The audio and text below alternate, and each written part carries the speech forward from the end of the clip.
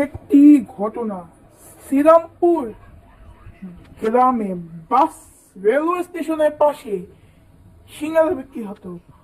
ওই সিঙ্গারার বিক্রেতার একটা মালিক ছিলেন। ওইটার পাশেই একটা ছিল বাস স্ট্যান্ড, যেখানে দুইটা বাস ছিল।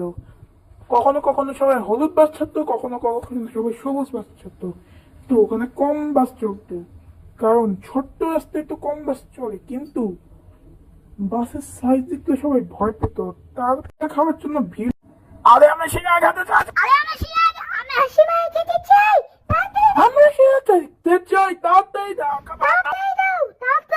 আরে ওয়েট কর, দিবই তো সিঙ্গারা। সিঙ্গারা তো দিচ্ছি, দাঁড়া।